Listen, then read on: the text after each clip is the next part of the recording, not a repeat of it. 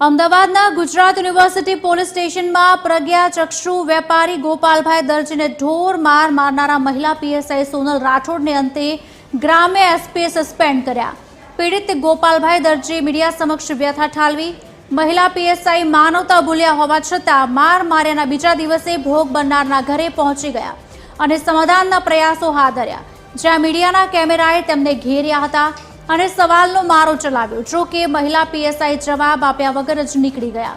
આ સમગ્ર મામલાને લઈને ભારે હોબાળો થતા અંતે પોલીસે 4 દિવસ બાદ મહિલા પીએસઆઈ સામે પગલાં લેવા પડ્યા।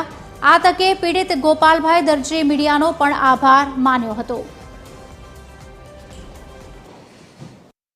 પછી મને અહીંયા લાવી અને બેસાડી રાખ્યો। પેલા ભાઈ જે મને લઈને આવ્યા હતા એ મને ખબર નહીં કોણ હતા શું હતું, પણ એ પછી નાસ્તો કરવાનું બહાને જતા રહ્યા। મને 5 વાગ્યા સુધી બેસાડી રાખ્યો। 5 વાગે મેં 2-3 વખત પૂછ્યું, એમ કીધું યાર મને જવા દો, મને કેમ બેસાડી રાખ્યો? મને કે એમના મિસિસ મળવા આવે છે। એમના મિસિસ કોણ છે? તો કે પીએસઆઈ। તો મેં કહું ઓકે। મેં કહું મને મારશે નહીં? તો કે ના નહીં મારે। પછી આવ્યા 5 વાગે, ક્યાં છે પેલા ભાઈ? તો કે આવ્યા। તો પછી મારી ભરે તૂટી પડ્યા, મને ઢોરની જેમ માર માર્યો। બસ તમે તમારા થ્રુ જ મને અત્યારે ખબર પડી રહી છે કે એમને સસ્પેન્ડ કરવામાં આવ્યા છે।